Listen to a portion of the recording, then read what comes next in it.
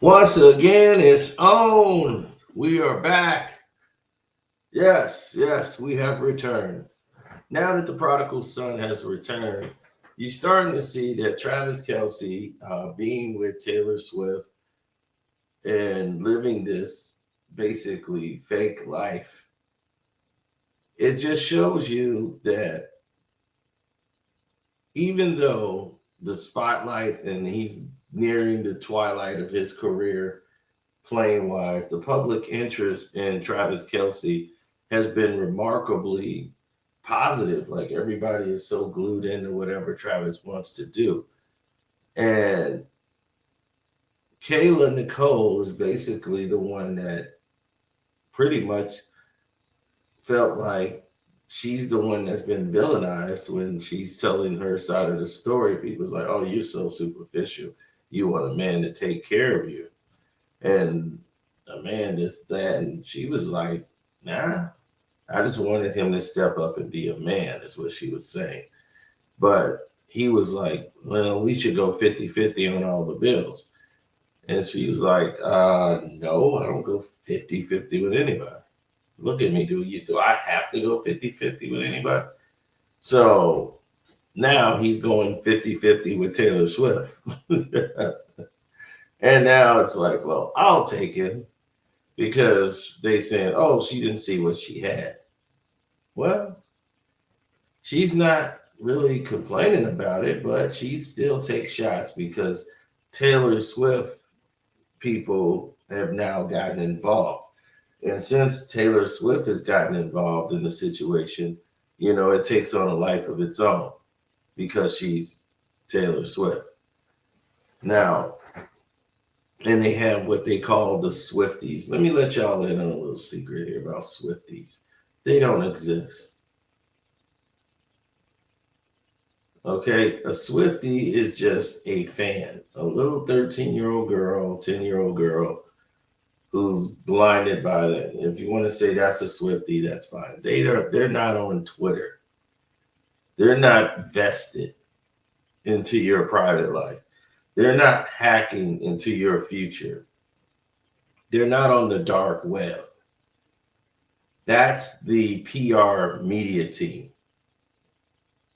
who's there to do a teardown piece because an ex-girlfriend posts her Halloween picture of her as Tony Braxton.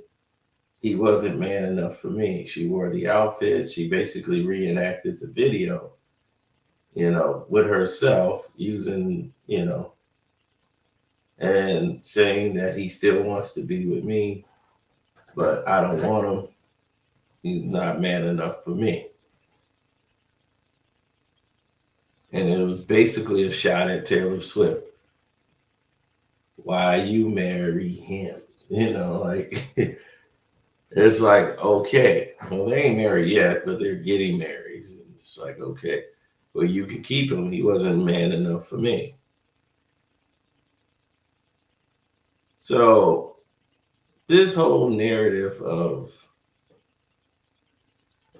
what other people find as attractive, or if this is me, Kayla and Nicole looks way better than Taylor Swift to me. But it's not about that. It's about what the person wants.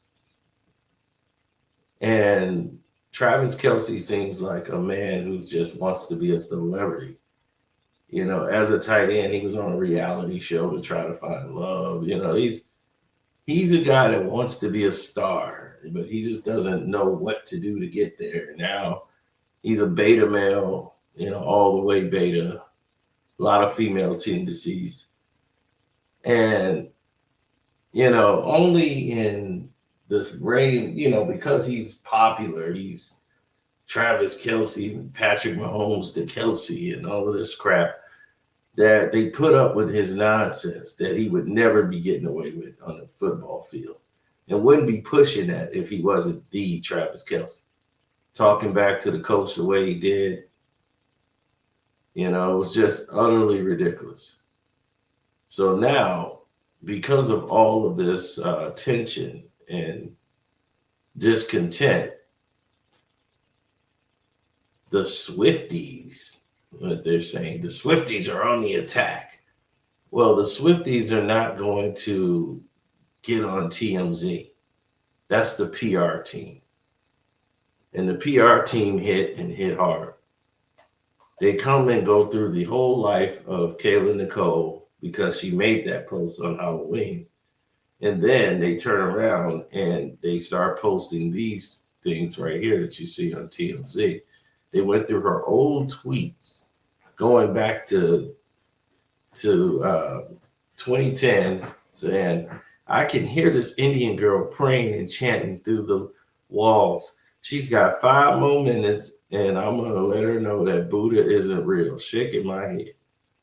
Then she says, you know what hurts? Having several black men on several occasions tell me their weaknesses in Spanish women. Their weakness is Spanish women. As if I give a fuck. Then she got hashtag, let me find out my kid's gay. Dead. I'm sorry, but I can't take that pressure. And she's laughing. So then they go to her other tweets, and it's the same thing. So after all of this is done with these tweets, she comes out and apologizes and says that she was ashamed of how she used to be back in those days. And she's totally not that person now, but that was back when she was younger. She was ignorant. So she had to come out and apologize as they came out to destroy her image. Now, TMZ got this. So how would it go to TMZ from Swifties, 13 and 10-year-olds? Because it wasn't. This is a PR move. And because it's a PR move, this is the way it ends. You know, it always ends in the results that it was presented. So when it's presented in such a way, people got to understand that when you do certain acts, they come back to bite you. And when these acts come back to bite you, you know, it is what it is.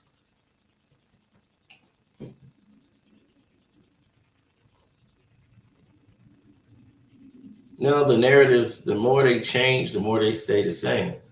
So you want to try to get people engaged into a narrative where these things change around and they go and they start to do things that are where we can perceive as a growth pattern to get back to where people used to be or should be. Otherworldly people are trying to change narratives to fit their own propaganda. Now, that's where things get out of control. And Travis hasn't done a good enough job of protecting, you know, the people around him for that. Instead, he just acts like a female and just sits back and try to let Taylor fight his battles. And he's a football player, a tight end. But this is what we talk about. He wants to party it up.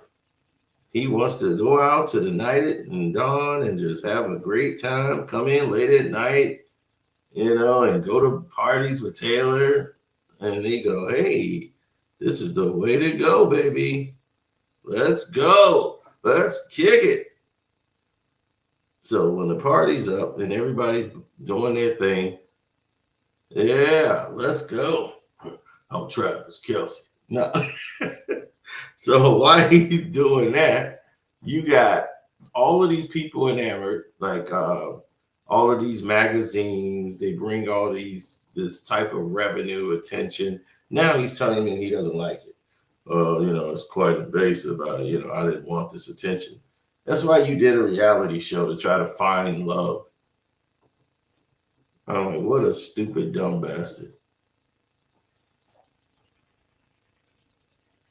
Now, when people start to see that all of this is that all of this is a play on everything that you've ever heard or believed in your life, you start to figure out that what they call equations of love is really just bullshit. Right? While Taylor Swift sneaks out music and everything else, people criticize it, say, this is trash. And now, her flame has diminished in this whole process. So, it's just starting to see that the show is winding down and people are starting to move on with their lives. Hopefully, they move on past garbage like this. And that's that. Hey, just think about that. I'm done. Peace.